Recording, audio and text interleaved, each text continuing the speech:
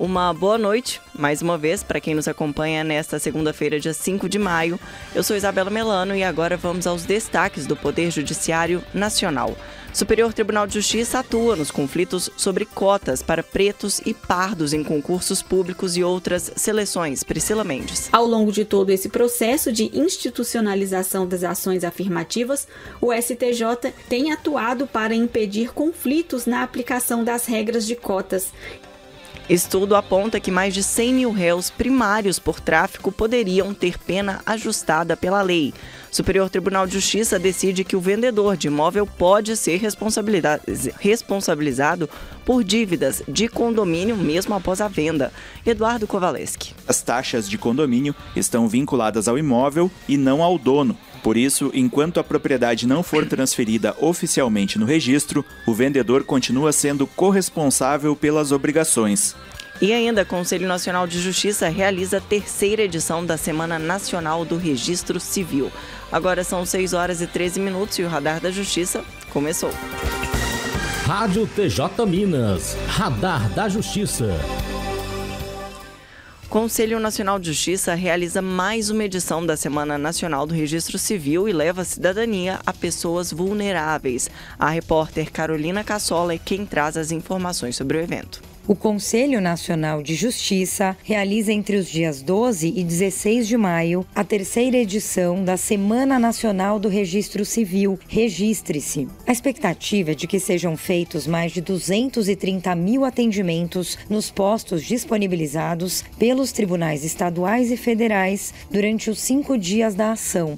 Devem ser expedidos mais de 286 mil documentos. O número de atendimentos previstos para 2025 é superior a 100% em relação a 2023. A Corregedoria Nacional de Justiça, responsável pela execução do programa Registre-se, definiu como foco da Semana Nacional a população indígena, as pessoas em situação de rua e as pessoas em cumprimento de medidas de segurança, situação manicomial, carcerária, além de egressos do cárcere. Os serviços disponibilizados pelos tribunais variam conforme o estado. Ao todo, haverá 35 tipos de atendimento. Nos postos abertos à população, poderão ser emitidos documentos como registro civil e CPF. O público receberá assistência jurídica, social e previdenciária. Em todo o país, os tribunais estaduais devem mobilizar cerca de 2 mil profissionais em 19 estados. A Semana Nacional do Registro Civil contará com o auxílio dos tribunais regionais federais, que atuarão durante o evento nas áreas de assistência social, de documentação, saúde e cidadania. Da agência Rádio Web, Carolina Cassola. Justiça fala sobre atuação em relação às políticas de cotas para pretos e pardos em concursos públicos e outras seleções. Os detalhes com a repórter Priscila Mendes. O acesso a oportunidades de estudo e trabalho por meio da reserva de vagas em concursos públicos e seleções para instituições de ensino, como no caso do SISU, é um tema em constante debate no Brasil, especialmente após a aprovação da Lei 12.711/2012, conhecida como Lei de Cotas. Nos anos subsequentes à publicação da lei, a abrangência foi ampliada para novos grupos sociais vulneráveis até chegar à situação atual em que são contemplados pretos, pardos, indígenas, quilombolas e pessoas com deficiência, além de estudantes de baixa renda provenientes de escolas públicas. Algumas leis surgidas nesse período previam um prazo para reavaliação das políticas de cotas.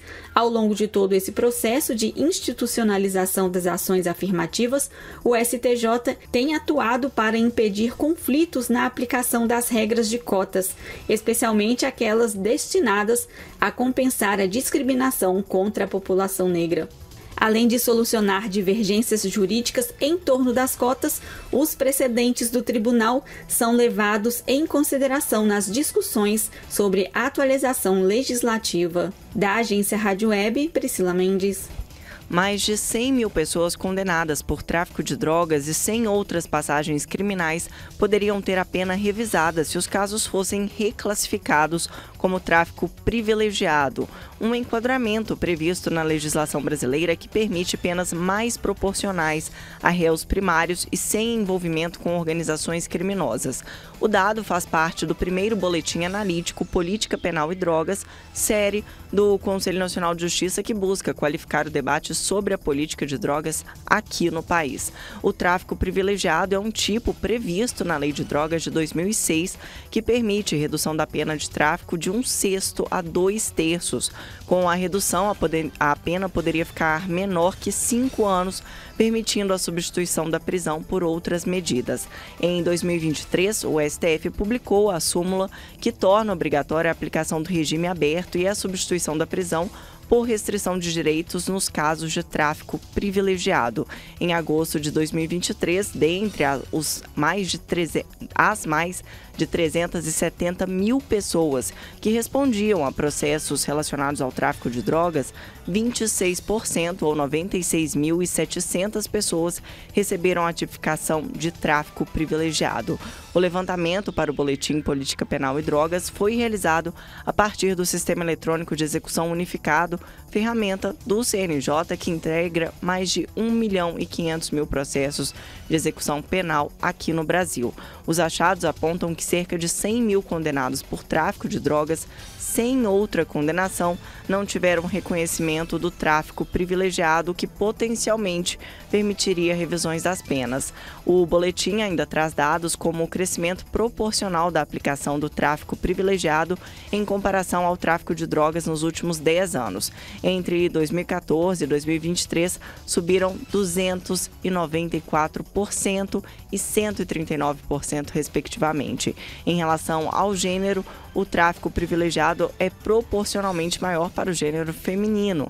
Entre as mulheres que estão condenadas pela lei de drogas, 33% são enquadradas no tráfico privilegiado, enquanto para os homens esse percentual é de 25%.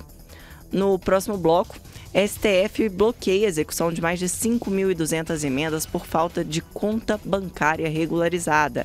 E ainda, a segunda sessão do STJ confirma que vendedor pode responder por obrigações do imóvel posteriores à posse do comprador. São 6h20, nós voltamos já. Radar da Justiça. O ministro Flávio Dino, do Supremo Tribunal Federal, determinou o bloqueio da execução de mais de 1.200 emendas parlamentares enviadas à área da saúde que não tiveram as respectivas contas bancárias regularizadas. O desbloqueio vai depender de pedido do Ministério da Saúde, comprovando, caso a caso, que as contas estão regulares. A determinação de uso de contas específicas para emendas da saúde foi determinada por Dino em agosto de 2024 e reiterada em 3 decisões posteriores. O objetivo é dar mais transparência e garantir a rastreabilidade dos valores. Diante da falta de regularização, o ministro ordenou que o Departamento Nacional de Auditoria do SUS faça uma avaliação para esclarecer a situação de cada emenda. A decisão foi tomada em arguição de descumprimento de preceito fundamental. No processo, a Advocacia Geral da União informou que, das 7.300 propostas de emendas parlamentares registradas para a saúde, 1.238 estavam pendentes. Sobre essa obrigação, o Conselho Nacional de Secretários da Saúde informou no final de março que todas as secretarias estaduais de saúde haviam sido notificadas desta determinação. E homem que sofreu acidente ao atropelar cachorro vai ser indenizado. As informações sobre esta decisão com Lúcia Agstrom. Um motociclista que sofreu um acidente ao atropelar um cachorro na BR-290 receberá indenização de R$ 32.500 da empresa responsável pela rodovia. A decisão é da 11ª Câmara Civil do Tribunal de Justiça do Rio Grande do Sul, que identificou causalidade entre os danos sofridos pelo motorista e a prestação de serviço da concessionária do trecho. Para a relatora do caso, a desembargadora Maria Inês Souza Link, a empresa é responsável pelos danos, independentemente da existência de culpa. Aplicando-se regras do Código de Defesa do Consumidor e da Lei das Concessões. Como a colisão com o animal ocorreu dentro do perímetro de concessão da empresa, foi julgado procedente a ação promovida pelo autor. O motoqueiro teve uma fratura exposta, por isso, então, foi ele contemplado com os danos materiais, lucros cessantes, porque ele ficou sem poder trabalhar um período, e também indenização por danos morais. O autor ainda foi indenizado por danos estéticos, já que sofreu um encurtamento na perna em decorrência do acidente. O fato ocorreu em 2020 e a decisão de primeiro grau foi julgada improcedente. O motorista recorreu e, com um novo parecer, o valor sofrerá atualização monetária e acréscimo de juros. Agência Rádio Web de Porto Alegre, Lúcia Axtron. E STJ confirma que vendedor pode responder por obrigações do imóvel posteriores à posse pelo comprador. Confira agora com o repórter Eduardo Kovaleski. O Superior Tribunal de Justiça decidiu que o vendedor de um imóvel pode ser responsabilizado por dívidas de condomínio, mesmo depois que o comprador já esteja com a posse da propriedade. A regra vale principalmente quando o contrato de compra e venda não foi registrado em cartório. O caso analisado pela segunda sessão do STJ envolvia um apartamento vendido por uma companhia habitacional em 1985. O condomínio cobrava taxas não pagas entre 1987 e 1996. A empresa tentou se livrar da dívida, alegando que o comprador era o único responsável, mas a justiça não aceitou o argumento. A ministra Isabel Galotti, relatora do processo, explicou que as taxas de condomínio têm uma natureza especial, estão vinculadas ao imóvel e não ao dono. Por isso, enquanto a propriedade não for transferida oficialmente no registro, o vendedor continua sendo corresponsável pelas obrigações. A decisão reforça que o condomínio não precisa aceitar acordos feitos entre comprador e vendedor. Mesmo sabendo da venda, o condomínio pode cobrar qualquer um dos dois ou até os dois juntos quando as contas não forem pagas. O STJ lembrou que essa regra protege os condomínios de ficarem sem receber quando há problemas entre compradores e vendedores. A solução definitiva para o vendedor sair da responsabilidade é registrar a venda no cartório. Da agência Rádio Web, Eduardo Kovaleski. São 6 horas e 25 minutos. A seguir, um giro pelos tribunais do Brasil.